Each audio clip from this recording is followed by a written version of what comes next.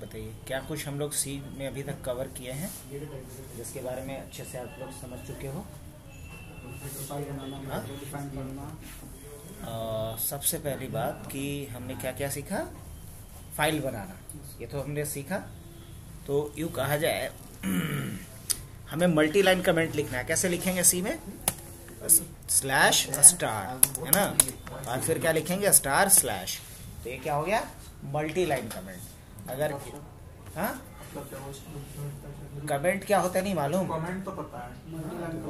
Okay. Comment क्यों लिखते हैं? ताकि हम चाहते हैं कि कंपाइलर को समझ में नहीं आएगा कि इसका क्या मतलब है। हाँ, हमें सिर्फ समझ में आया कि इसका क्या मतलब है। तो प्रोग्रामर अपने समझने के लिए जो लाइन लिखता है, जो कोड लिखता है, उसको क्या कहते हैं? कमेंट। तो कमेंट दो तरह का होता है, एक होता है सिंगल लाइन, एक होता है मल्टी लाइन। अगर मुझे सिंगल लाइन कमेंट लिखना होता तो क्या लिखते हैं हम? Double slash.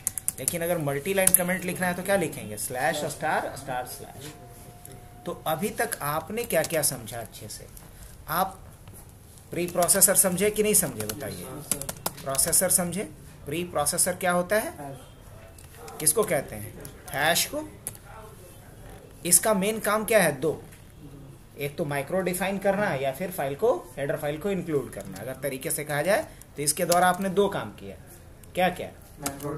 एक आपने माइक्रो डिफाइन किया और दूसरा आपने क्या किया? दूसरा आपने हेडर फाइल को इंक्लूड किया। हाँ कि ना? अच्छा, हेडर फाइल हम लोग क्या किए? हेडर फाइल को हमने क्या किया? हेडर फाइल को हमने बनाया भी और इंक्लूड भी किया, यही ना? हेडर फाइल अगर मान लो तरीके से मैं पूछूं कि आप कौन कौन से हेडर फाइल को अभी तक यूज किए हो? stdio.h और कौन सा? conio.h, यही ना? stdio.h और conio.h। क्या किया आपने इस पे? आपने इसे क्या किया? इंक्लूड किया। क्या बोलोगे? इंपोर्ट किया, है ना? आप इसे क्या किए? इंक्लूड किए। और साथ में आपने क्या किया? हेडर फाइल क्रिएट भी किया। नहीं, एक खुद का हेडर फाइल बनाया हो कि नहीं बनाया? हेडर फाइल बनाए भी हैं। तीसरे नंबर पे आपने क्या काम किया? तीसरे नंबर पे आपने डेटा टाइप को समझा कि नहीं? डेटा टाइप कल हमने साइज भी दिखाया था अलग अलग प्रिंट करवा करके कि इंट कितने बाइट का होता है? 2 बाइट का। फ्लोट कितने बाइट का होता है? 4। डबल कितने बाइट का होता है? 8 बाइट का होता है। और कैरेक्टर 1 बाइट का। बहुत बढ़िया। तो यहाँ हमने कैर देखा, इंट देखा, फ्लोट देखा और डबल देखा। अब इसका काम क्या होता है? इसको हम लोग यूज किए थे to declare a variable. Variable को बनाने के लिए हम किसका इस्तेमाल करते हैं? अब जैसे मान लीजिए हमें एक वेरिएबल बनाना है जिसमें कि 2 बाइट का डेटा रखना है, तो हम क्या लिखेंगे? Int x. तो ये हमने एक्स क्या बनाया? एक वेरिएबल डिक्लेयर किया है और उसका डेटा टाइप क्या दिया हमने? इंट। बात समझ में आ रही है? मुझे मान लीजिए किसी का हाइट रखना है तो क्या लिखेंगे हम? फ्लोट हाइट, है ना? चलिए, तो 3 के बाद आ जाते हैं 4 पे। तो हमने क्या देखा फिर? वेरिएबल। अब वेरिएबल की बात जब हम करें तो वेरिएबल कितने तरह का होगा? 2 तरह का। एक होता है लोकल और एक होता है ग्लोबल। लोकल मतलब जिस ब्लॉक में लिखा गया है उतने दूर यूज होगा, और ग्लोबल कहने का मतलब पूरे प्रोग्राम में कहीं से भी यूज होगा। तो लोकल और ग्लोबल में ये अंतर है कि ग्लोबल का जो स्कोप होता है, जो दायरा होता है, वो थ्रू आउट द प्रोग्राम होता है, पूरे प्रोग्राम में कहीं से भी यूज होगा। लेकिन लोकल का दायरा कहाँ तक होता है? With in the block. जिस ब्लॉक के अंदर लिखा गया सिर्फ वही था ना। ब्लॉक मतलब ई वाला घेरवा। हाँ,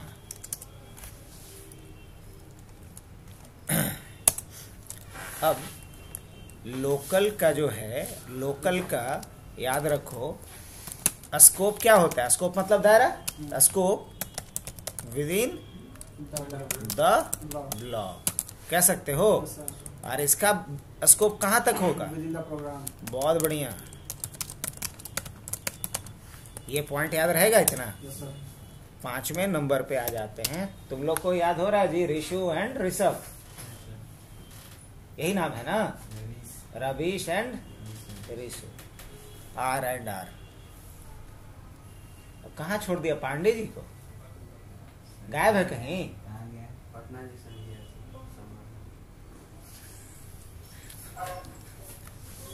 दुकान दुकान चलाता है क्या?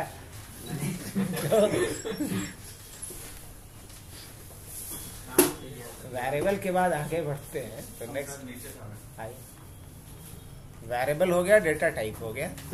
उसके बाद बात करते हैं हम लोग ऑपरेटर्स का। तो ऑपरेटर्स में हमने अलग अलग तरह के ऑपरेटर्स को देखा होगा। लाइक कौन कौन सा? अरिथमेटिक ऑपरेटर पहचान जाओगे ना देख के। अच्छा, कहीं अगर लिखा हुआ है प्लस, कहीं लिखा हुआ है माइनस, कहीं लिखा हुआ है इनटू, कहीं लिखा हुआ है मॉडुलस, कहीं लिखा हुआ है ये डिवीजन ऑपरेटर है, क्या है? अरिथमेटिक ऑपरेटर है। देख के नहीं पहचान जाएंगे? बोलो हाँ कि ना। अच्छा, इसके बाद आगे बढ़ते हैं। तो अरिथमेटिक ऑपरेटर के बाद दूसरा ऑपरेटर कौन सा होगा जो हमें एकदम बिल्कुल जानना जरूरी है? Assignment operator. क्या? असाइनमेंट। कैसा रहता है? इक्वल टू को क्या कहते हैं? Assignment operator. इसके बाद क्या है? रिलेशनल।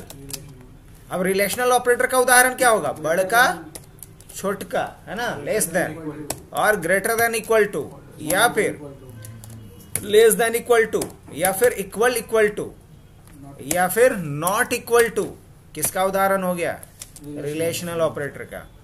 अब आगे बढ़ते हैं तो क्या बोलेंगे? बोलेंगे लॉजिकल ऑपरेटर। लॉजिकल ऑपरेटर का क्या उदाहरण हो जाएगा? एंड। क्या? एंड या और या नॉट या नॉट। किसका एग्जांपल होगा ये? लॉजिकल ऑपरेटर का। तो कम से कम इतना ऑपरेटर याद रखना है आपको। तो वो डबल एंड होता है। हाँ, इसको एंड बोलते हैं। हाँ, इसको और बोलते हैं। डबल पाइप को पाइप बोलते हैं उसको। हाँ, इसको एक्सक्लेमेशन बोलते हैं या इसको नॉट बोलते हैं।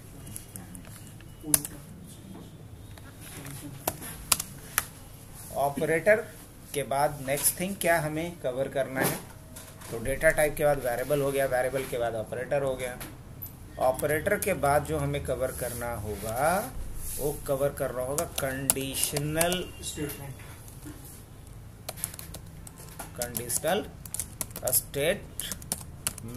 कंडीशनल और कंडीशनल स्टेटमेंट किसको कहते हैं हम लोग?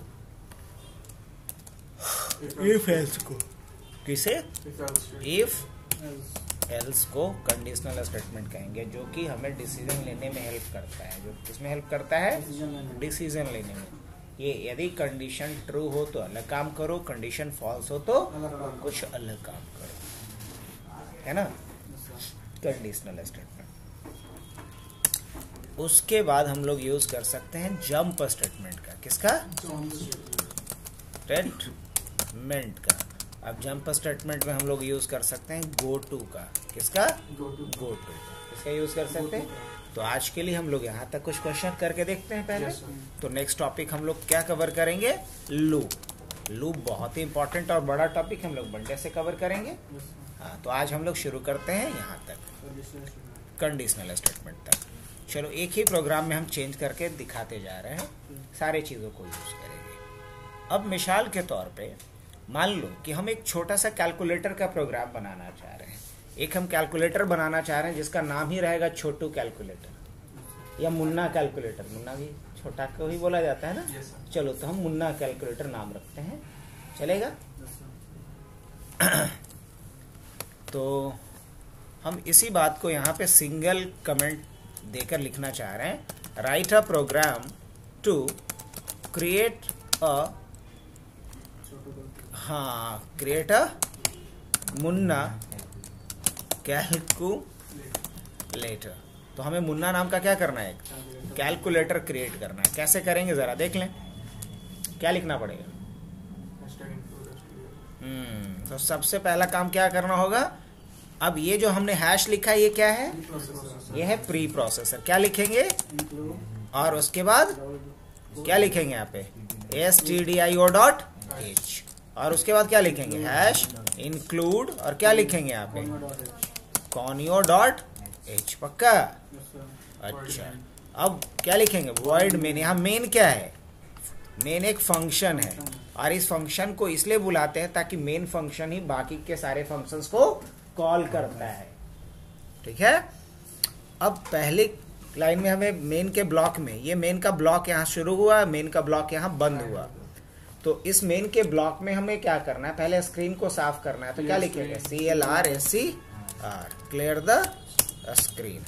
और हम चाहते हैं कि प्रोग्राम अचानक से बंद ना हो, बल्कि जब हम कोई बटन दबाएं तो बंद हो। तो इसके लिए क्या लगाएंगे, तो हम लगा देंगे इसके लिए गेट ch। वाइड का यूज इसलिए करते हैं ताकि हमको मेन से कोई रिटर्न वैल्यू नहीं करवाना है। जैसे अभी देखिए, अगर हम कंपाइल करेंगे तो एक वार्निंग देगा, बोलेगा कि function should return a value. अगर हम चाहते हैं कि वैल्यू कुछ रिटर्न ना करे तो मुझे यहाँ क्या लिखना होगा, वाइड। अब जब हम कंपाइल करेंगे तो कोई वार्निंग या कोई एरर नहीं आया है, 0 वार्निंग 0 एरर। तो वाइड इसलिए लिखते हैं ताकि हम कंपाइलर को बताना चाहते हैं कि ये मेन फंक्शन हमें कोई वैल्यू रिटर्न ना करे। हो गया। अब हमें क्या करना, मुन्ना नाम का एक कैलकुलेटर हम बनाना चाह रहे हैं, तो हमने अभी तक ये यूज किया।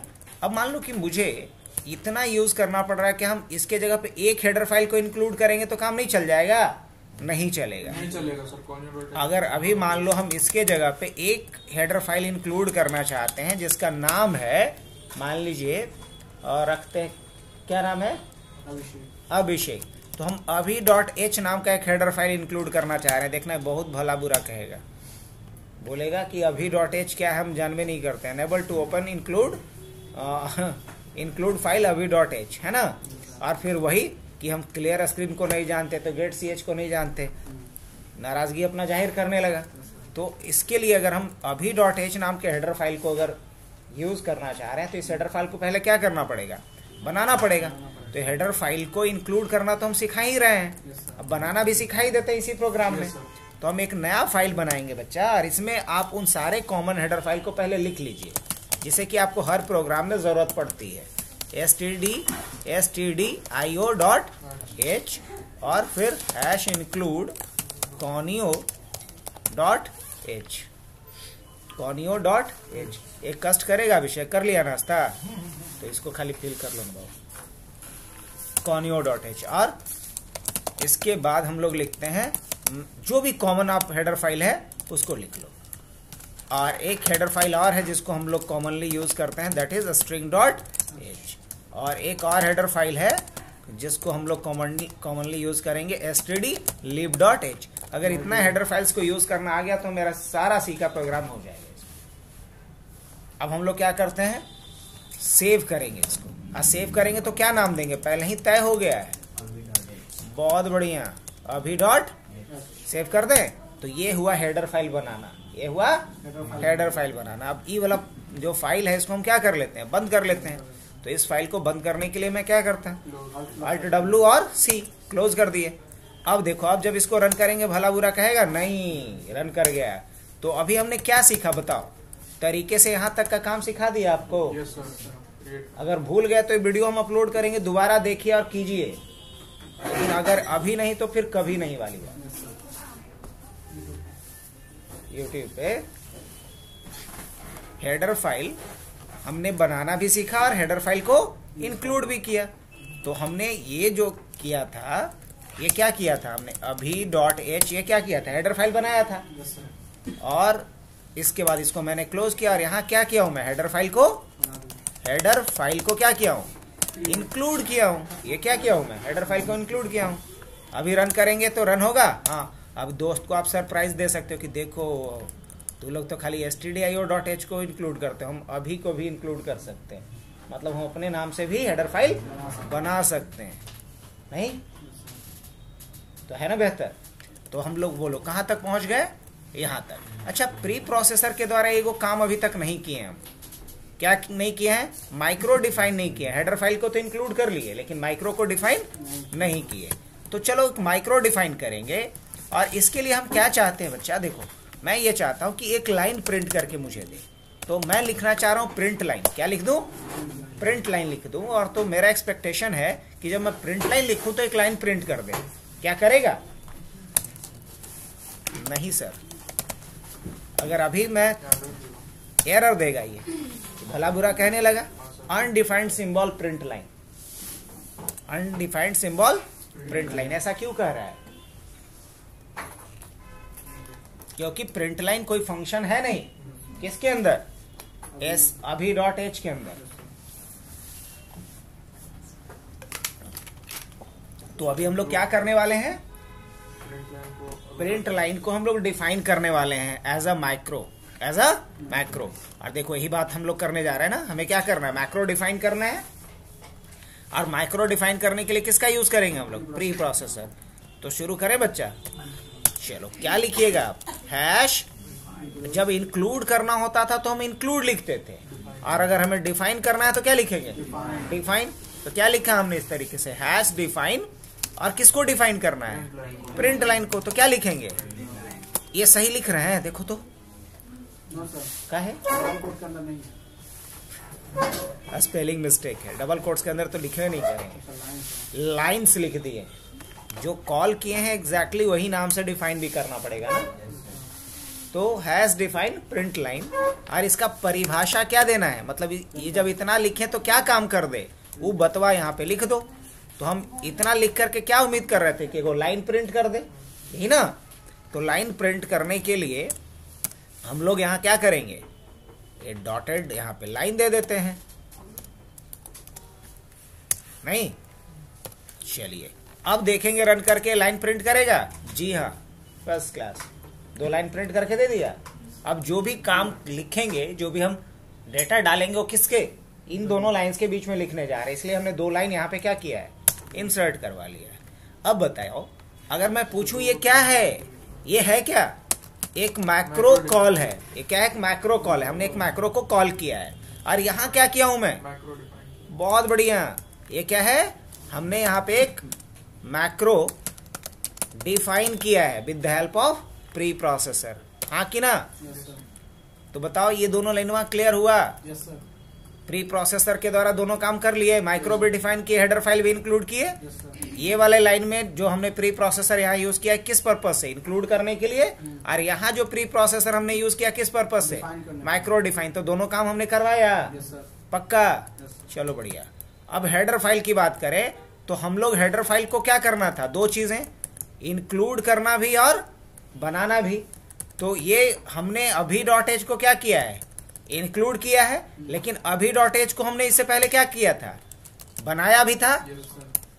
ये रहा अभी डॉट एच हेडर फाइल, जिसके अंदर कॉमन सारे हेडर फाइल्स को हमने इंक्लूड कर रखा है। और फिर इसको मैं बंद कर लेता हूं क्योंकि अभी उसकी जरूरत है नहीं मुझे। चलो अब बढ़ते हैं अगले पॉइंट्स की तरफ, जो क्या है, डेटा टाइप। क्या है, डेटा टाइप, पक्का।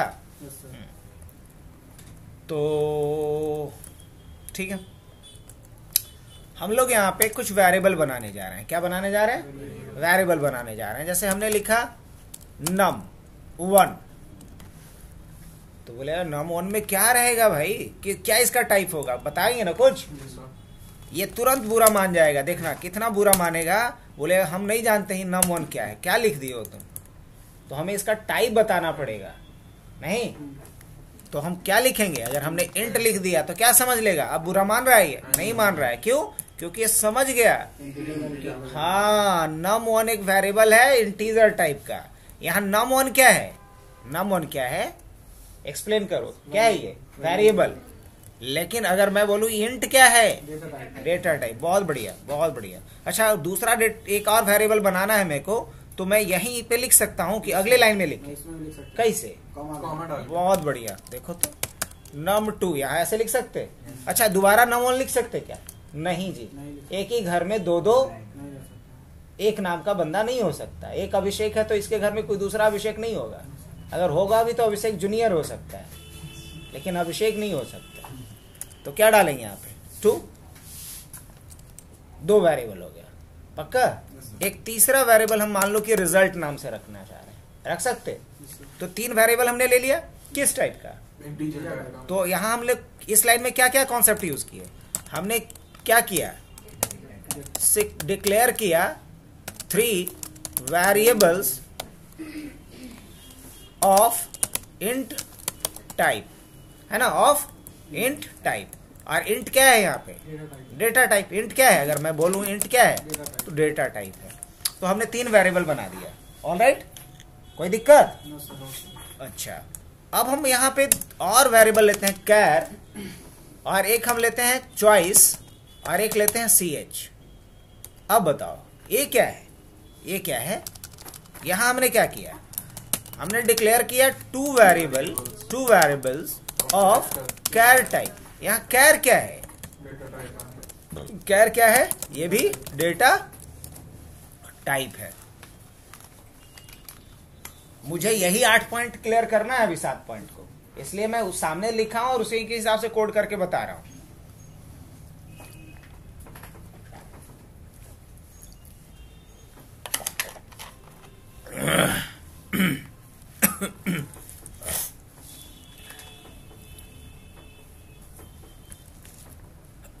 तो वेरिएबल भी हमने डिक्लेयर कर लिया नहीं? अच्छा, अब क्या करना है मेरे को, वेरिएबल डिक्लेयर करने के बाद अब यूजर से मुझे num1 में वैल्यू स्टोर करवाना है, num2 में वैल्यू स्टोर करवाना है। तो ये काम होगा कैसे, ये काम होगा कैसे? तो इस लाइन, दोनों लाइन के बीच में सब कुछ करना था ना, तो इस लाइन के बाद हम कर्सर को लेके आएंगे। ये ऐसे था तो क्या करेंगे हम बताओ, यहां तक कर्सर पहुंचा, एंटर कर देंगे तो बीच में एक लाइन ब्रेक करके दे देगा एक नई लाइन। और इस न्यू लाइन में क्या लिखना था मेरे को, न्यू लाइन में मुझे एक स्टेटमेंट प्रिंट करवाना है, एंटर फर्स्ट नंबर। तो कोई भी स्टेटमेंट प्रिंट करवाने के लिए सी लैंग्वेज में कौन सा फंक्शन होता है, पक्का?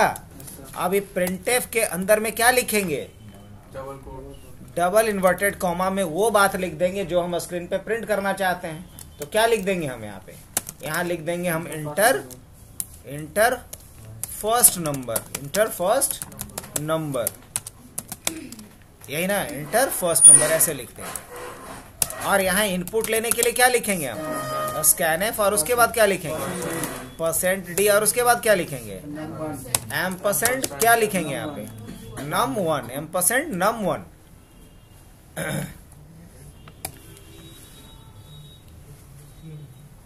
और उसके बाद फिर क्या करता हूं मैं, प्रिंटफ, और यहां क्या लिखा, इंटर सेकंड नंबर।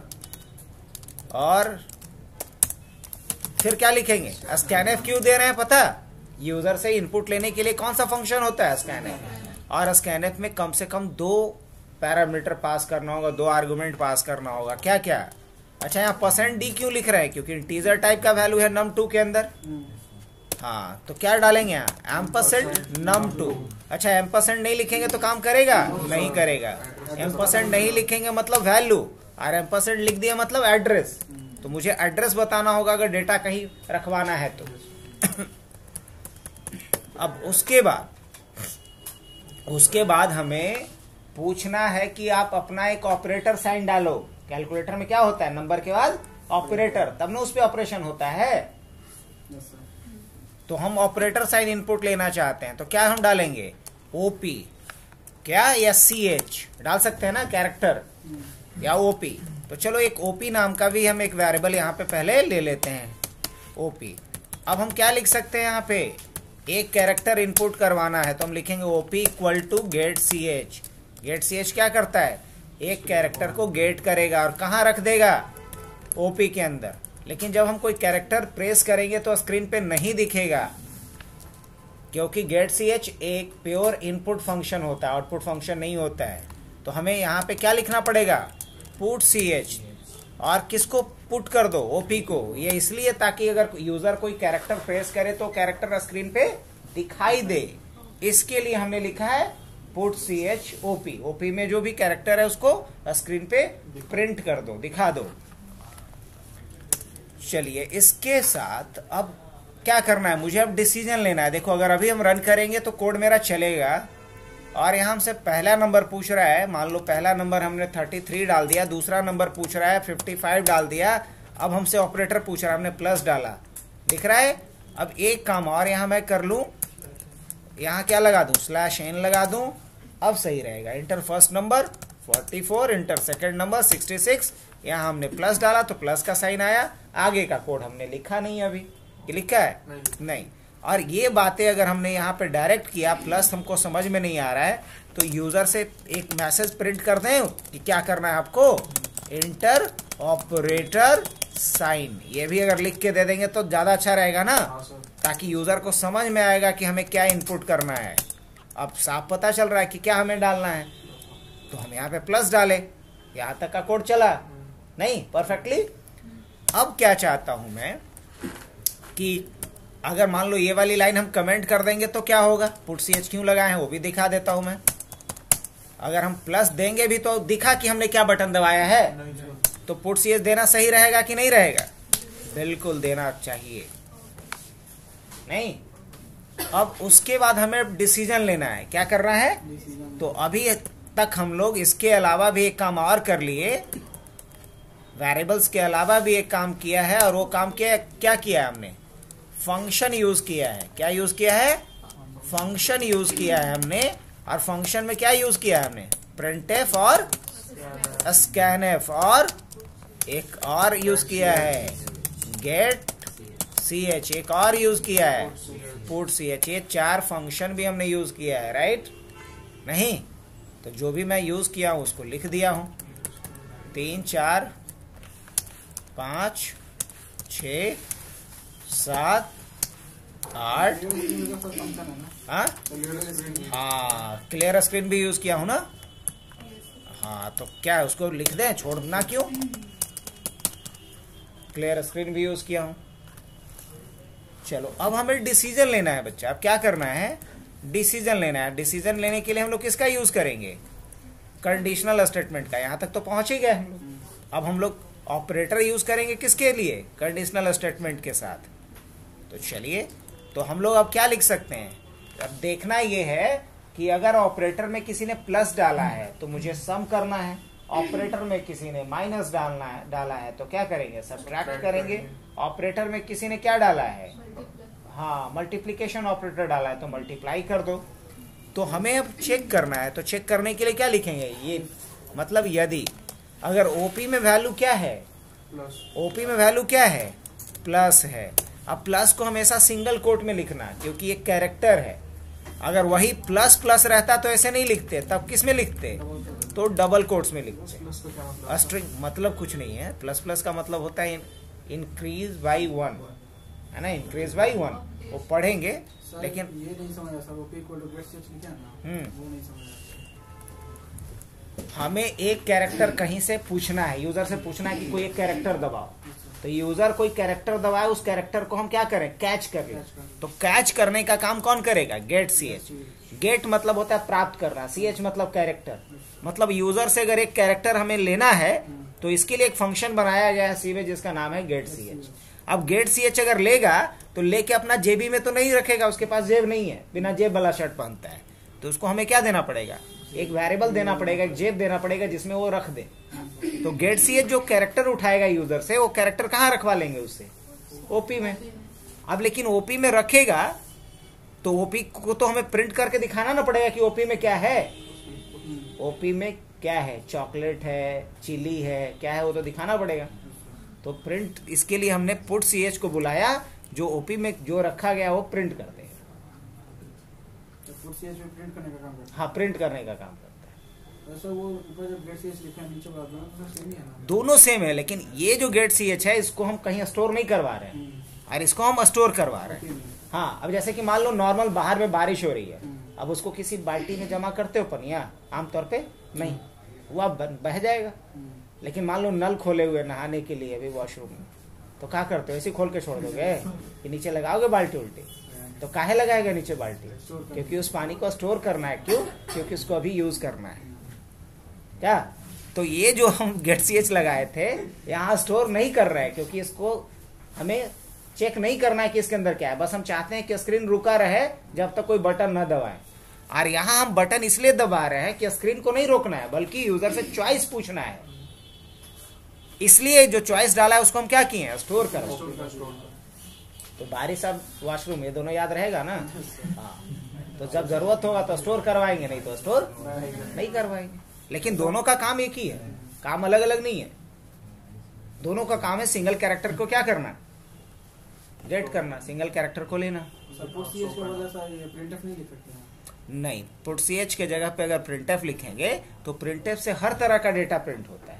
अब पुट ch स्पेशली किसके लिए है, कैरेक्टर के लिए। क्या बोलेंगे, कैरेक्टर को प्रिंट करने के लिए।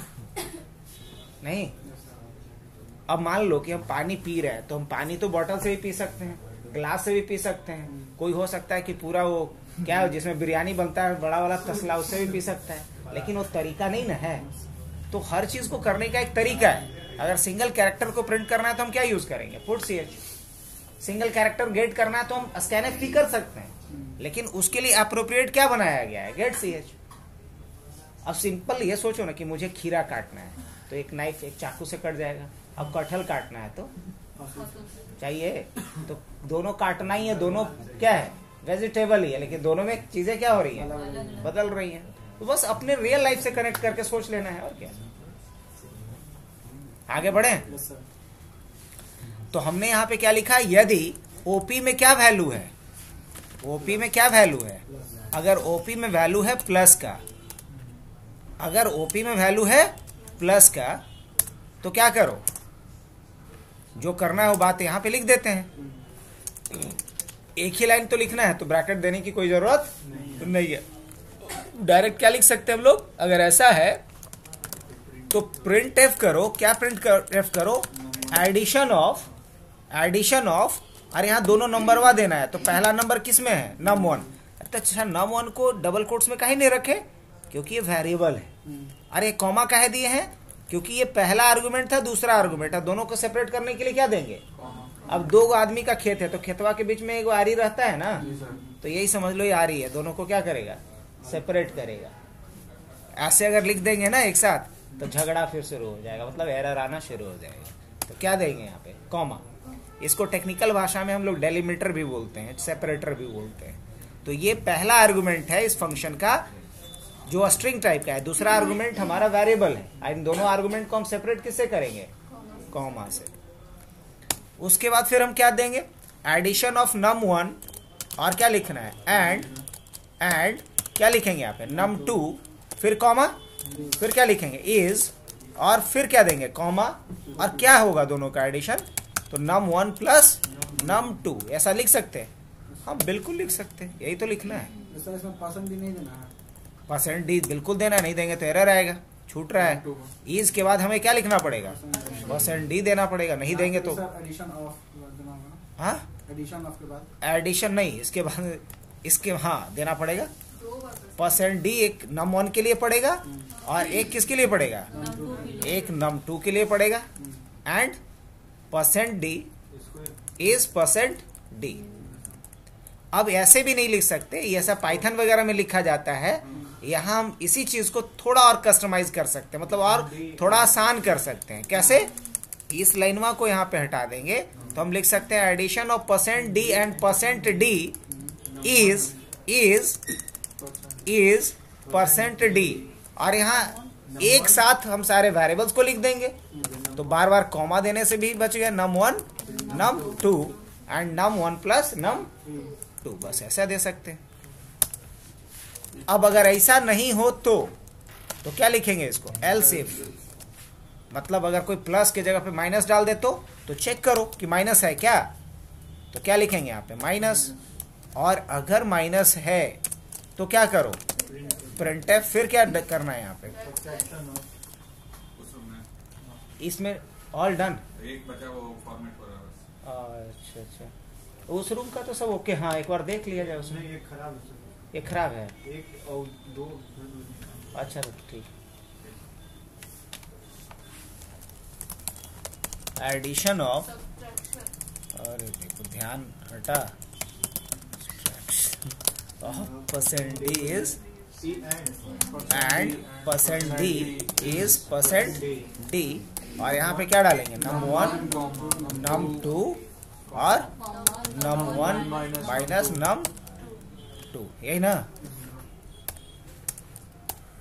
और अगर ऐसा भी नहीं है तो फिर चेक करो का मतलब एल्स इफ है ना, एल्स इफ, और फिर क्या डालेंगे, ओपी इक्वल टू क्या, मल्टीप्लाई वाला है, तो देखेंगे कि मल्टीप्लाई है, तो मल्टीप्लाई है तो क्या कर दो, प्रिंट कर दो,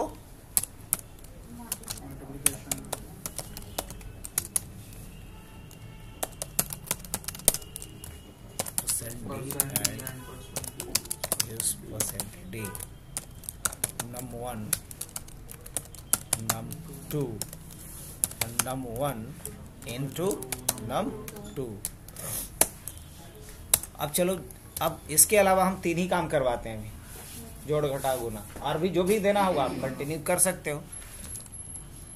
एल्स में क्या डाल दो, एक मैसेज दे दो इनवैलिड ऑपरेटर दे सकते हैं। एल्स में क्या दे दो, इनवैलिड ऑपरेटर, बस एक मैसेज यहाँ पे दे के छोड़ दो। आगे बढ़ाना होगा तो हम मल्टीप्लिकेशन, मोडुलो डिवीजन सब करवा सकते हैं। अब लेकिन ये प्रोग्राम कितनी बार चलेगा, एक बार चलेगा अभी। अच्छा, एक बार भी नहीं चला, प्रिंटफ लिखेंगे। अब एक बार चलेगा कम से कम। 22 44 प्लस डाला, निकाल दिया था। अच्छा, इस बार हम फिर डालते हैं 22 और 20, और हमने मल्टीप्लिकेशन ऑपरेटर डाला तो कर दिया मल्टीप्लिकेशन। सही बता रहा है, ऐसा ही आउटपुट हम चाह रहे थे, परफेक्ट, जैसा चाह रहे थे वैसा ही आ रहा है। अब हमने दोबारा रन किया 30 44 और हमने यहाँ डिवीजन ऑपरेटर डाला, तो ये अभी क्या समझेगा, क्यों, क्योंकि बस 3 ही ऑपरेटर के लिए हमने प्रोसेस लिखा है, काम कर रहा है सही।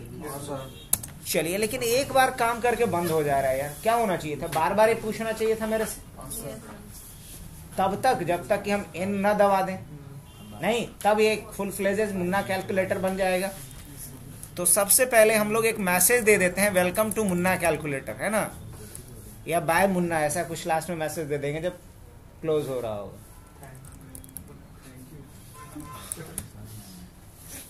चलो पहले इसके ऊपर काम करते हैं कि ये बार बार दोहराया कैसे जाए, बार बार दोहराया कैसे जाए। तो इसके लिए अभी हम लोग लूप नहीं यूज करेंगे, हम लोग लूप अभी पढ़े कहाँ, देखो मिटा दिए हम, कंडीशनल स्टेटमेंट तक पहुंचे हैं, सो हमने यूज कर लिया। अब हम यूज करेंगे क्या, जंप स्टेटमेंट, और इसको क्या बोलते हैं, क्या, गो टू। जंप स्टेटमेंट को क्या बोलते हैं, गो टू। अब देखो कैसे गो टू का यूज करेंगे। तो गो टू के लिए एक लेवल डिफाइन करते हैं हम लोग, क्या करते हैं, एक लेवल डिफाइन करेंगे। तो ऑलराइट, एक लेवल हम डिफाइन कर देते हैं यहाँ पे एक्स, क्या कर देते हैं, एक्स। अब एक्स को क्या कहेंगे हम, डिफाइन, हमने क्या किया, लेवल को। अब हम जंप करवा देंगे किस पे, उस पे, एक्स पे, या हर बार पूछेंगे उससे, जब ये काम हो जाए उसके बाद हम उससे पूछते हैं एक चॉइस, प्रिंटफ, और क्या डालेंगे पे, एक चॉइस पूछ लेते हैं, would you like to continue, would you like to continue press y/n, press y/n।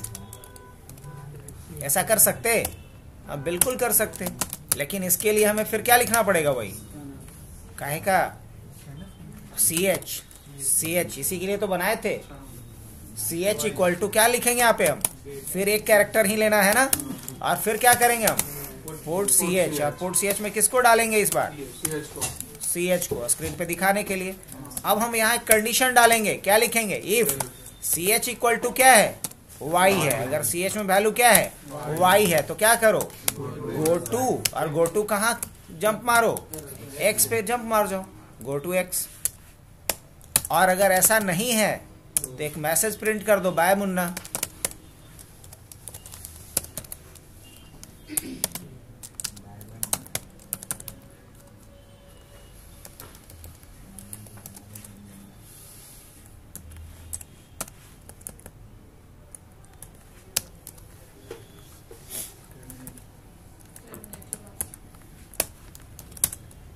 अब देखना, जैसे हमने 33 डाला, 22 डाला, प्लस डाला, हो गया। अब क्या पूछ रहा है मेरे से, first class, would you like to continue.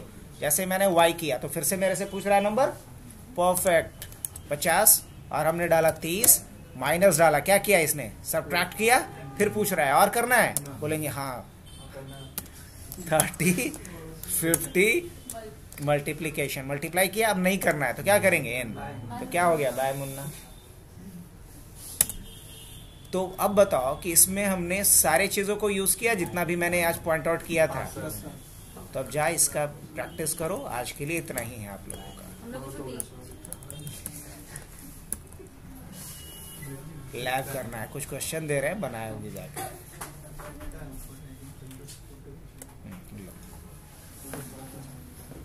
मैं अपलोड कर रहा हूँ अभी तुरंत, इसको देख भी सकते हो क्योंकि ये शॉर्ट में बहुत परफेक्ट वीडियो बन गया है, सब चीजें इसमें। पूरा यूज हो गया। अपलोड हो गया। हाँ तो सर थोड़ा नीचे कर दीजिए।